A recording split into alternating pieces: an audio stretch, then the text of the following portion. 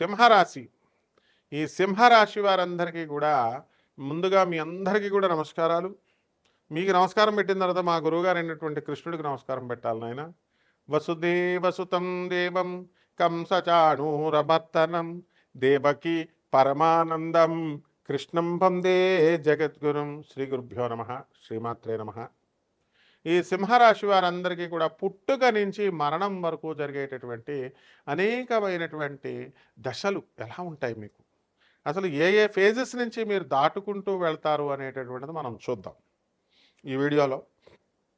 ముఖ్యంగా సింహరాశి వారు చాలా దయాస్వభావం కలిగి ఉంటారు. ఎదిరించకూడదు వీళ్ళని, పొగిడి పడేయాలన్నమాట. భార్యలంతా కూడా అమ్మ మీ మొగుళ్ళు సింహరాశి వాళ్ళు అయితే పొగిడి పడేయండి, పర్సలు కొట్టేయండి, డబ్బులు అడిగినా సరే ఇవ్వకపోతే పర్సలు కొట్టేయండి, ఏమనుకోరు, పొగిడి పడేయాలన్నమాట. అంతేగాని మీరు వాళ్ళని తప్పు అని అన్నారా వాళ్ళు మీ మొహం చూడరు అనమాట, కక్షెట్టేసుకుంటారు లోపల. అది కూడా కొంచెంసేపు అనుకోండి, ఏం పర్వాలేదు.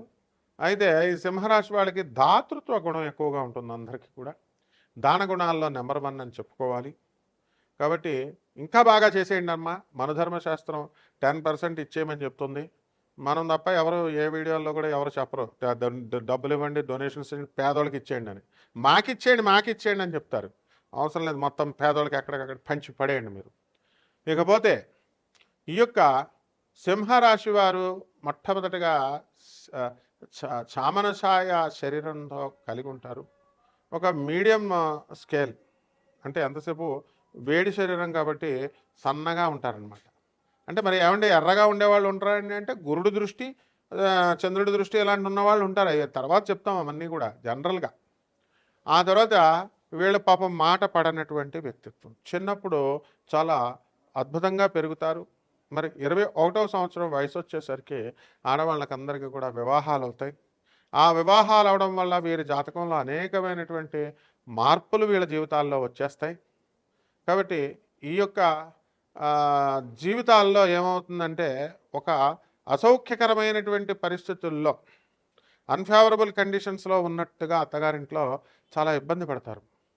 ఆ తర్వాత ఎప్పుడో కానీ ఒక 10-15 సంవత్సరాలకు కానీ వీళ్ళు అత్తగారిళ్లలో అడ్జస్ట్ అవ్వడం అనేటటువంటిది జరుగుతుందన్నమాట. ఈ విధంగా ఈ సింహరాశి వారికి తరచుగా మనకి యూరినరీ ప్రాబ్లమ్స్ రావడము, ఆ తర్వాత వీరందరికీ కూడా ఇండైజెషన్ ప్రాబ్లమ్స్ రావడము, ఇలాంటివన్నీ కూడా జరుగుతాయి.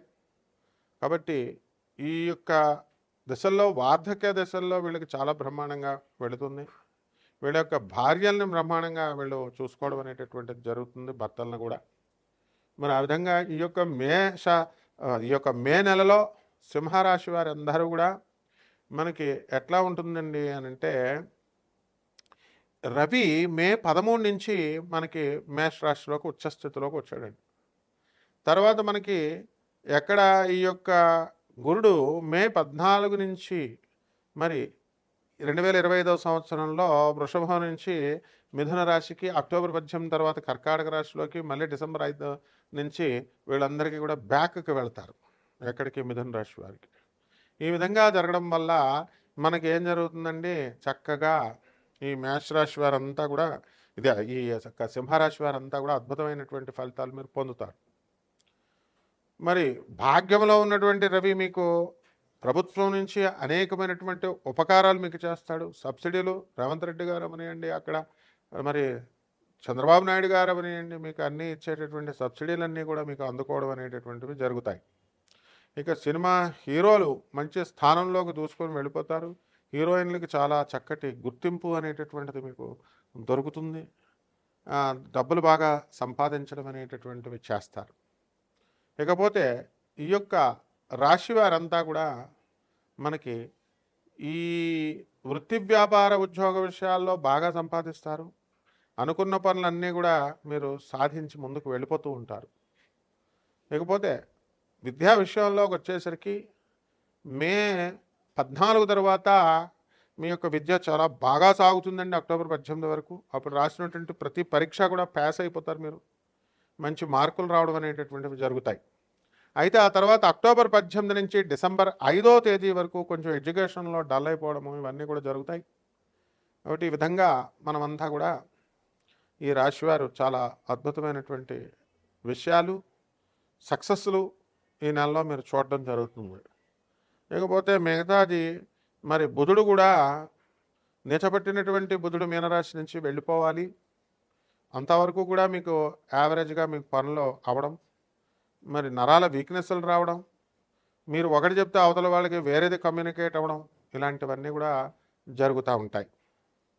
కాబట్టి అయితే ఈ సింహరాశి వాళ్ళందరూ కూడా మనకి ఈ మే నెలలో ప్రభుత్వ ఉద్యోగాలు రాసిన వాళ్ళు ఉంటారు కదండి, వాళ్ళందరికీ కూడా ఉద్యోగాలు రావడానికి అవకాశాలు ఉన్నాయి. అయితే ఇంకా కొంచెం బలపడాలి.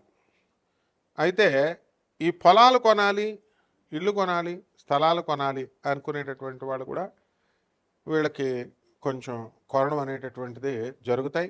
ఆలోచనలో అనేకమైనటువంటి మార్పులు వస్తాయి.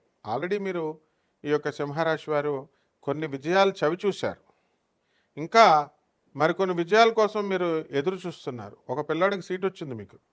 ఇప్పుడు ఈ యొక్క సింహరాశి వారందరికీ కూడా ముఖ్యంగా నేను చెప్తున్నానండి, జాస్తి ఋషి అనేటటువంటి కుర్రవాడు నార్త్ కరోలినా అమెరికాలో అద్భుతమైనటువంటి యుఎస్ఏలోనో నెంబర్ 1 స్కూల్లో 10th గ్రేడ్లో అడ్మిషన్ వచ్చింది.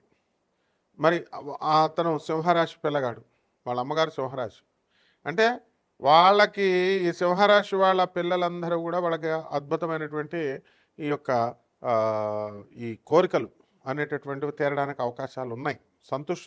సంతోషం పిల్లల వల్ల. అయితే ఇంకా కొంచెం పెండింగ్ ఉంది మీకు, అది నెక్స్ట్ మంత్లో మనకు తేలిపోద్ది. ఇప్పుడు అడ్మిషన్స్లో వాళ్ళ అమ్మాయి జాస్తి హర్షిత అని మరి బ్రౌన్ యూనివర్సిటీనే లెక్క చేయకుండా అప్లై చేయలేదు, ఎంఐటి, ఆ తర్వాత ఈ యొక్క స్టాన్ఫర్డ్ యూనివర్సిటీ, ఇలాంటి యూనివర్సిటీస్ 26 యూనివర్సిటీస్ అప్లై చేసింది ఫస్ట్ టైం సింహరాశి వాళ్ళ పిల్ల. పెడితే ఎంత వచ్చిందండి? ఒక 2-3 యూనివర్సిటీస్ వచ్చినాయి last year. Now she want to change her group, change her college. ఇప్పుడు ఈ సంవత్సరం తేలిపోద్ది మీకు. అందువల్ల నేను చెప్పేది ఏంటంటే, ఇవన్నీ కూడా ఏదో పేలవంగా చెప్పినవి కాదు, విత్ నేమ్స్ చెప్తున్నాను. సో ఇవన్నీ కూడా ఆ యూనివర్సిటీస్ నేమ్స్తో సహా చెప్తున్నాను. నెక్స్ట్ మంత్ మనం చెప్పుకునేసరికి ఆ అమ్మాయికి వచ్చిందా లేదా అనేటటువంటిది మనం ఫ్రెష్గా అప్డేట్ నేను ఇస్తాను. ఇప్పుడైతే ఆ అబ్బాయి విషయంలో క్లియర్. అంటే సింహరాశి వాళ్ళ పిల్లలు అఖండ విజయాలు సాధించారు అనడానికి ఇది ఎగ్జాంపుల్ మీకు. కాబట్టి మీరంతా కూడా మీ యొక్క పిల్లల విషయాల్లో ఆనందంగా ఉండండి. చక్కగా అనుకున్నవన్నీ కూడా వాళ్ళు సాధించుకొస్తారు. ఎంకరేజ్ చేయండి వాళ్ళని. అలాగే మనుధర్మశాస్త్రం చెప్పింది మర్చిపోవద్దు అసలు. 10% ఆఫ్ ద ఇన్కమ్స్ మీరు పేద ప్రజలకు మీరే ఖర్చు చేసేయండి మొత్తం మీద. ఇప్పుడు దత్తు ఫౌండేషన్స్ వస్తోంది, ఈ ఛానల్ ఓనర్ గారు.